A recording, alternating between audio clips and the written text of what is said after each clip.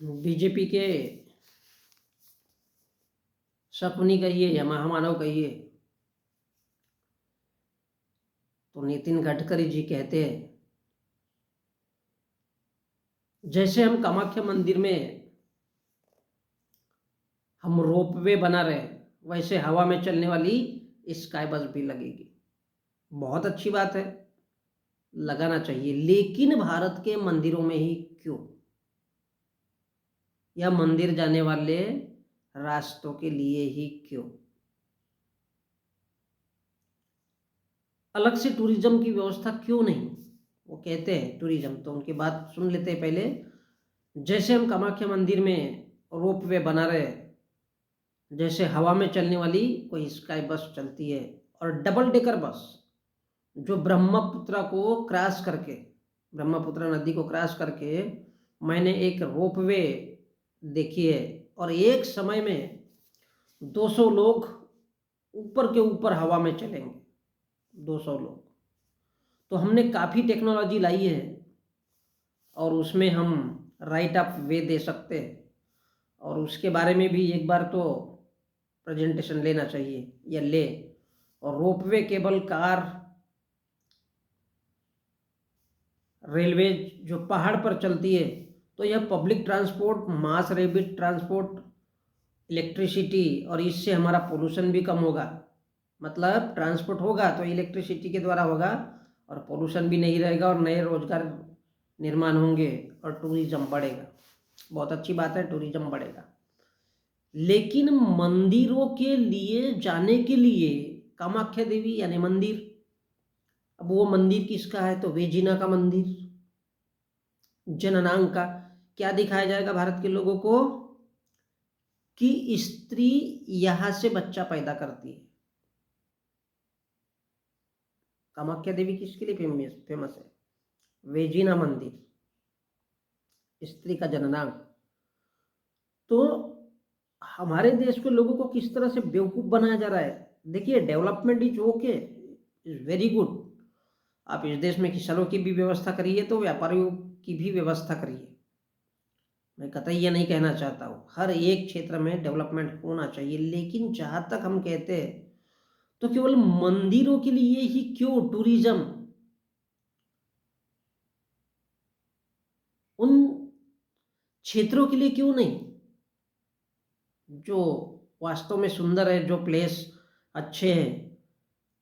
मैं तो कहता हूँ कि हर जिले जिले में टूरिज्म की व्यवस्था होना चाहिए। देश के हर जिले में, जितने जिले हैं, 545 या आगे पीछे जो भी है, तो उन सारे के सारे प्रत्येक जिले में टूरिज्म की व्यवस्था होनी चाहिए। बिल्कुल, शेर रखिए, भालू रखिए, चीते रखिए, और जहाँ तक संभव है कि सघन एरिया है, कोई नदी है, उनके बिल्कुल करीब रखिए। लेकिन यहाँ कामाख्या देवी मंदिर के ऊपर वो रोपवे बना रहे, और बोले हवा के ऊपर चलेगा, तो लोग मंदिर देखने जाएंगे और टूरिज्म का मजा लेंगे, तो उनके दिमाग में क्या भरेगा?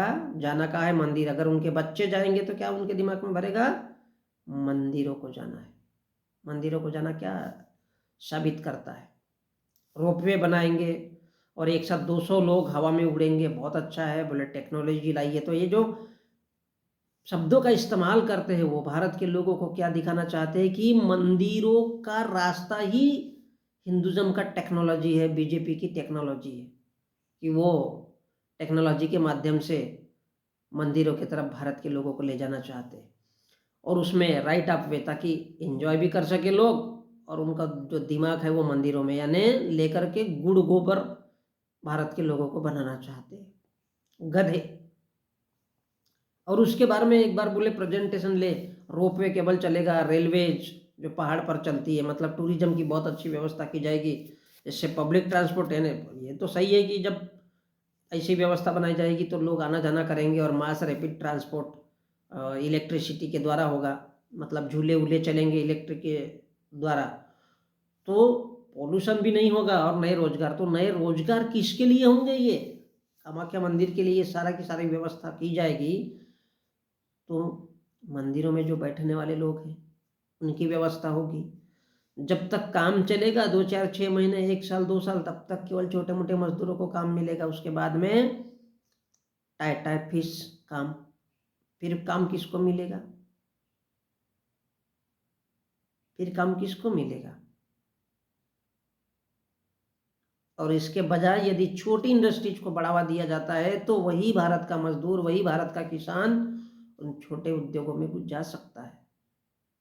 लेकिन बीजेपी के लोगों को, चाहे वो नितिन गडकरी हो या फिर बीजेपी के लोग हो, तो वो किस टेक्नोलॉजी का इस्तेमाल करते हैं?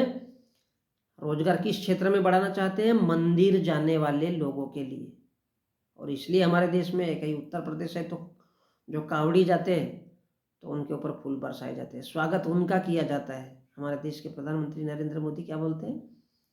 मित्रजनों, परिवारजनों, सज्जनों, क्योंकि वोट लेना होता है। और वो कहाँ से सीखते हैं? भारत के इन्हीं मंदिरों से, बाबाओं से, मोहन भागवत से। मीठा बोलो, थोड़ा उल्टा बोलो, क्योंकि प्यार मोहब्बत में क्या होता है? ना का मतलब हाँ होता है। ऐसा ही भारत का साधु संत गिरी और भारत की पंडित गिरी है, ना का मतलब हाँ होता है। हम देखते हैं कि हमारे देश में वो क्या बागेश्वर वाला बाबा कहता है कि हम नहीं कहते कि पैसा लेकर के आओ, मतलब पैसा लेकर के ही आना है। क्यों?